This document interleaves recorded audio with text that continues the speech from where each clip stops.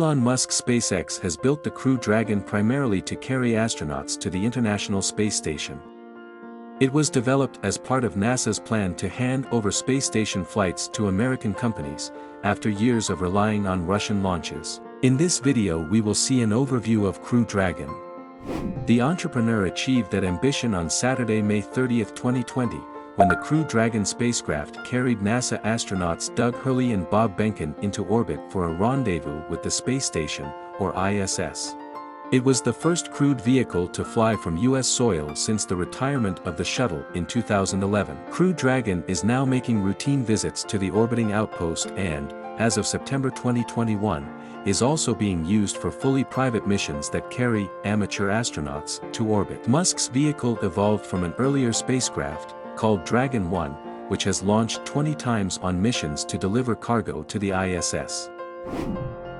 An overview of Crew Dragon. In May 2014, Musk unveiled the 7-seat Crew Dragon concept during an event at SpaceX's headquarters in Hawthorne, California.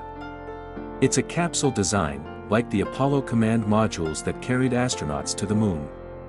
From launch up until shortly before re-entry, the capsule is attached to a section called the trunk, which has solar panels, heat removal radiators, space for cargo, and fins to provide stability during emergency aborts. Together, the capsule and trunk stand around 26.7 foot tall, with a diameter of 13 feet. The Crew Dragon is equipped with 16 Draco thrusters that maneuver the vehicle in orbit. Each Draco is capable of producing 90 pounds of force in the vacuum of space. If anything goes wrong during liftoff, the capsule has a launch escape system consisting of 8 Super Draco engines that each produce 16,000 pounds of force. Inside the spacecraft, SpaceX engineer John Federspiel says the company had wanted to make Crew Dragon feel like a 21st century spaceship. He explains, probably one of the biggest features of Dragon are the touchscreens on the inside. We designed them not just to be very functional, but with a user experience in mind. The 3 large touchscreen displays that allow the commander and pilot to monitor and control the spacecraft are a world away from the analog buttons and dials in the cockpits of previous vehicles such as the Space Shuttle. A suit seat system. The space suits worn by astronauts have been one of the bigger talking points about Crew Dragon.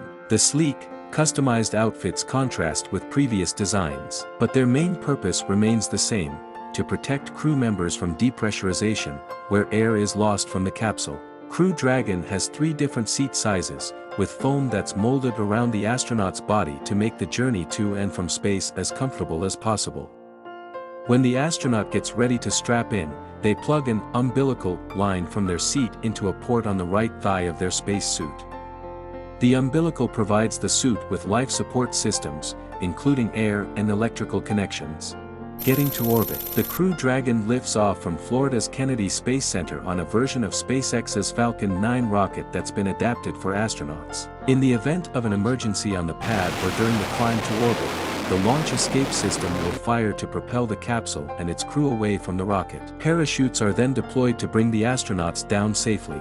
During missions to the ISS, the SpaceX vehicle docks with the orbiting outpost autonomously, that is, without having to be guided in by a human. Jessica Jensen, director of Starship mission hardware and operation at SpaceX, says, "We have GPS sensors on Dragon, but also cameras and imaging sensors such as LiDAR on the nosecone as it's approaching the space station. The flight computer then uses algorithms that determine, based on this information, how to fire the thrusters to most effectively get to the docking target." Leaving for home.